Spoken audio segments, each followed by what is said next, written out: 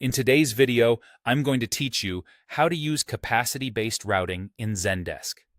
By the end, you'll know how to turn on omnichannel routing, choose an assignment method, and set capacity rules so work is distributed fairly and efficiently across your team. Start by opening your browser, searching for Zendesk, and clicking the official result for your account. Sign in with your credentials. Once you're in, open the Admin Center. From the left navigation, go to Objects and Rules. This is where you control how tickets, messages, and calls find their way to the right agents. Next, select Omnichannel Routing and then Routing Configuration. Make sure Omnichannel Routing is turned on.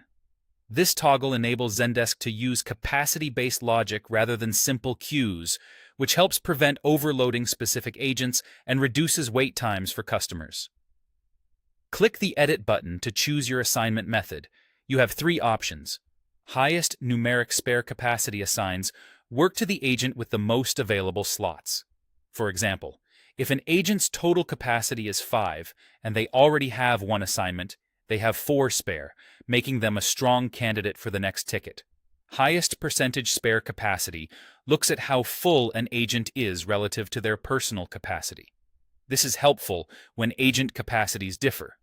It aims to keep things evenly balanced by percentage. Round Robin assigns to the person who's gone the longest since their last assignment, as long as they still have spare capacity.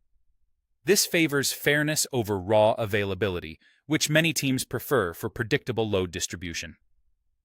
Capacity rules define how many active items an agent can handle at once.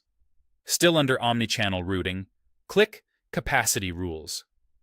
Click Add Capacity Rule and give it a clear, descriptive name so admins can understand its purpose at a glance, such as by team or shift. Click Add Assignee to pick which agents the rule applies to.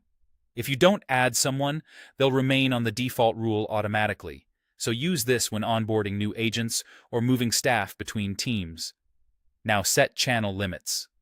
For email, choose the maximum number of open tickets an agent can have at once, up to 500. Remember, pending or on-hold tickets don't count toward this limit, so the cap reflects truly active work.